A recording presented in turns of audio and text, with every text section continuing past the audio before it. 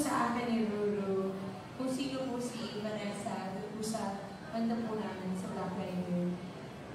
Na-excite po ako ng sobra dahil never pa po ako nakagawa talaga ng action kung saan ako po yung kasama po talaga ni Ruru na kasama niya sa pakikipaglaban.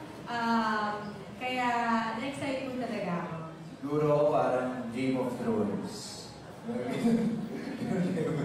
Pero like, willing to give everything. I mean, kung ganong kalaking proyekto and tingin mo hinihingi talaga ng script, talagang gagawin mo siguro. Hindi ko po alam kung sagot ko. Hindi ko po makita ang future. Alam ko lang po ayan now. At ang ngayon po, hindi pa po ako handa. Ayan, ang pelikula nila, Video City, kung naalala niyo mga friendship, yung Video City. Doon tayo nagre-rent ng mga DVD, Correct. VHS at saka Betamax, VHS, tsaka CD. Pero pagka ikaw ay lumagpas ka ng ilang araw, may card tayo nun, Pero bago ka makapag-rent, kailangan magpa-register ka doon. Pero ang ganda, di ba? Hindi mo napapanood sa pelikula, pero diyan mapapanood mo, re-rent ka. Ang mura pagdating, 30 pesos lang. Kumpara sa panonood ng CD. Ano ba yung mga nirentahan mo sa Mga nirenta ko, mga bagets. Saan darating ang umaga? Wow. Kasi diba yun di ba? Pulsam Maricel. Saan darating ang umaga? Oo, Maricel. Maricel ba yun? Soriano, di ba? Pero ni JP ni Guzman. Mahiram ng isang umaga naman pala si Ate V. Kay Ate V na Pinakagusto ko yun na pelikula kay Ate V. Alam mo kaya Video City to, parang istorya to, time travel. Parang magbabalik sila doon sa nakaraan, di ba? Pero nga, ang tanong daw, kay Ruru, ang sabi pa, kung magta-time travel, anong gusto mong balikan? Alam mong sabi ni Ruru, nanligaw pala siya sa teacher niya nung grade 5.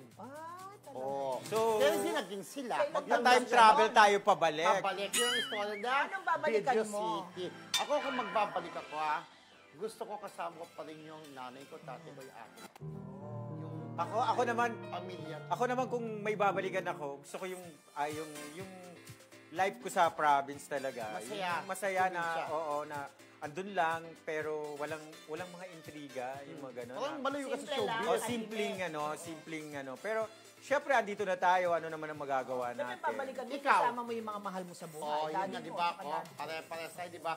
Si Tito Guido. Si Ate Pipo ay tatay niya ay si Guido Del Prado. Ang sumikat na kontrabida ng Annalisa. Ang unang serye ni Flor de Luna. Jolie Vega. Ang kumanta na, iiyak ka rin. Sing it with you. Could I be wrong? You are my first love of my life. Julie Vega, di ba yun?